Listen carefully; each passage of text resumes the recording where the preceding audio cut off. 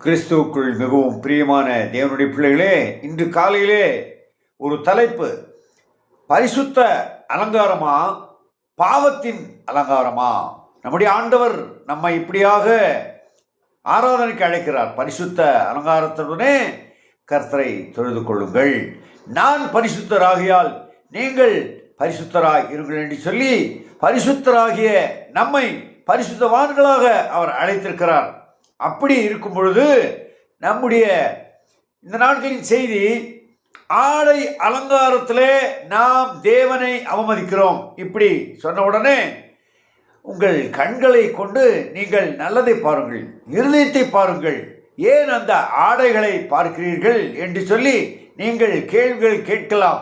ஆனால் தேவன் மனிதனை படைத்து ஆணும் பெண்ணுமாக படைத்து அவர்களுக்கு தகுதியான உடைகளை தந்திருக்கிறார். பழைய ஏற்பாட்டிலே ஒரு வசனம் இப்படியாக சொல்லப்படுகிறது பாருங்க.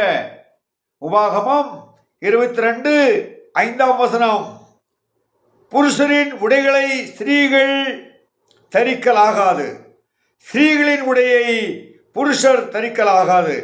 அப்படி செய்கிறவர்கள் எவரும் தேவனாகிய கர்த்தருக்கு அருவருப்பானவர்கள்.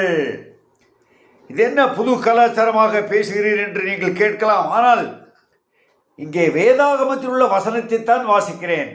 அப்படியானால் வெளிநாட்டில் உள்ளவர்கள் எப்படி இருக்கிறார்கள், ஏன் அதை குறித்து நாம் பேச வேண்டும் என்று சொல்லி நீங்கள் தர்க்கம் செய்யலாம்.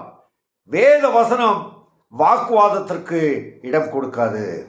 வேதத்தில் உள்ள வசனத்தை தவிர வேறு எதையும் பேசவில்லை. இன்னொரு வசனத்தை நாம் வாசிக்கலாம். புதிய ஏற்பாட்டிலேயே 1 தீமோத்தேயு 2:9-10 ஸ்திரீகளும் மயிரை பின்னுதலினாவது பொன்னிலாலாவது முத்துக்களினாலாவது விலையேறி பெற்ற வஸ்திரத்தினாலாவது தங்களை அலங்கரியாமல் தகுதியான வஸ்திரத்தினாலும் நாணத்தினாலும் தெளிந்த புத்தியினாலும் தேவ பக்தி உள்ளவர்கள் என்று சொல்லிக் கொள்ளுகிற ஸ்திரீகளுக்கு ஏற்றபடியே நற்கிரியைகளிலும் தங்களை அலங்கரிக்க வேண்டும். நல்ல உடை அணியலாம், விலை உயர்ந்த உடையை நாம் அணியலாம், ஏதும் தவறில்லை.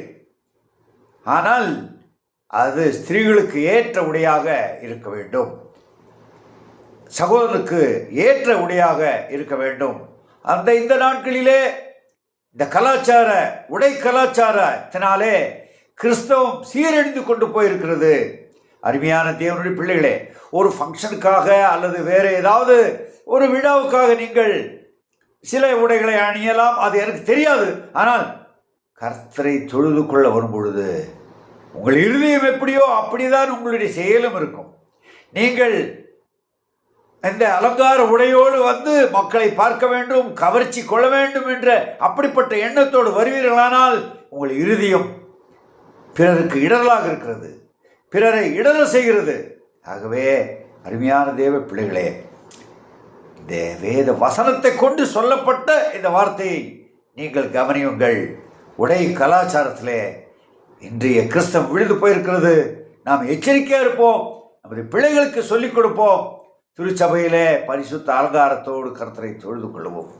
எல்லா இடத்திலும் அடக்கமுள்ளவர்களாக, புருஷர்களானாலும் சரி ஸ்திரீகளானாலும் தங்களுடைய உடையிலே கிறிஸ்துவை மகிமைப்படுத்த அப்படிப்பட்ட உடைகளை வாங்கி அணிந்து தேவனை மகிமைப்படுத்த தேவன் தாமே கிருபை செய்வாராக.